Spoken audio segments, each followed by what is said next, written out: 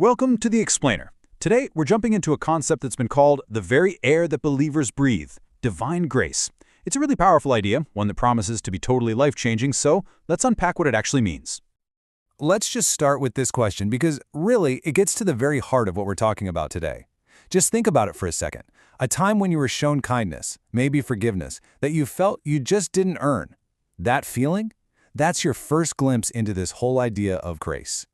So here's how we're going to break it down in this explainer. First, we'll get a solid definition. Then, we'll look at some pretty surprising stories from history. After that, we'll get to the main event it's all based on, clear up a big misconception, and finally, talk about what it looks like to actually live this out. Okay, so let's dive right in. Before we go any further, we really need to nail down a clear, foundational definition of what grace even is. You know, a really memorable way to think about this comes from this acronym, GRACE. It stands for God's riches at Christ's expense. Now, this is so important because right away it tells you that grace isn't something you earn, like a paycheck. It's a gift, a priceless one that you receive because someone else already paid for it. And you know what's wild? This idea, it pops up right at the very beginning of the biblical story. After Adam and Eve messed up, God didn't just condemn them and walk away. Instead, he actually provided a covering for them, an act that required the very first sacrifice. This gesture, this covering, instead of punishing, it's like the first little hint or shadow of a much bigger grace to come. Okay, a definition is one thing, but where this really comes alive is when you see it in action, you know?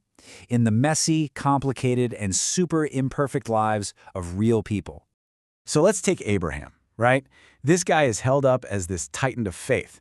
But there was a moment where, out of pure fear for his own life, he lied and said his wife was his sister. I mean, that's a pretty serious moral failure. But, and this is the whole point, that was not the end of his story, not even close. Grace didn't just forgive him, it stepped in and qualified him for a purpose that was way, way bigger than his mistake. Okay, what about Moses? We think of him as this epic leader, but his story starts, well, it starts with him as a murderer on the run. He actually killed a man and then fled, spending decades hiding out in the desert. And yet, even out there in exile, grace found him. It looked right past the murderer label and saw a prophet, a deliverer. His worst moment didn't disqualify him from his ultimate calling. And then you've got Rahab. I mean, let's be real. By every single standard of her day, social, religious, you name it, she was a total outcast, a prostitute in an enemy city. And this might be the most mind-blowing example of all. Grace didn't just save her life. It reached down, pulled her from the absolute fringes of society, and put her right in the middle of the main story, making her an actual ancestor of Jesus. It's incredible. So when you lay it all out like this, the pattern is just undeniable, isn't it? You've got deception, murder, adultery. The point isn't that these were perfect people. The point is that grace met every single one of them at their lowest point and didn't just fix them, but repurpose them for something amazing. So all those stories, they were like previews, right? Pointing to something much bigger. Now we get to the main event, the one moment that the whole idea of grace really pivots on. What we're looking at here is a massive shift, a total system change. The old way involved a constant cycle of animal sacrifices. They were like a temporary band-aid for sin, and access to God was super limited. But the way of grace, it's founded on one single, perfect sacrifice, that of Jesus. It's not a temporary fix, it's the final payment, and it throws the door wide open for anyone to have free access to God.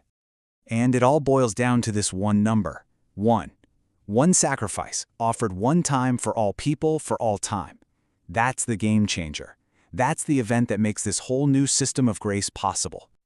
Okay, so a really common question that pops up here is, wait a minute, if forgiveness is that free, isn't that just a get-out-of-jail-free card to do whatever I want? It's a fair question. But the source material says grace is the exact opposite. It's not a permission slip, it's a teacher. Well, according to the Apostle Paul, grace isn't something that just sits there. It's an active force in our lives. As you can see, first, it actually teaches us how to say no to our worst impulses. Second, it gives us the power, it empowers us to live with self-control and integrity.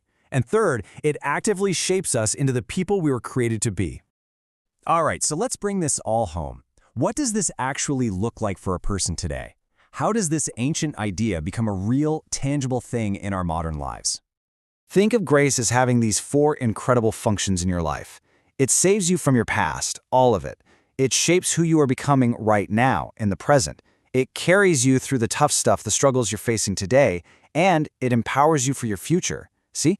It's not just a one-and-done thing. It's a complete power source for your entire life. And that really brings us to the bottom line, the main takeaway from all of this.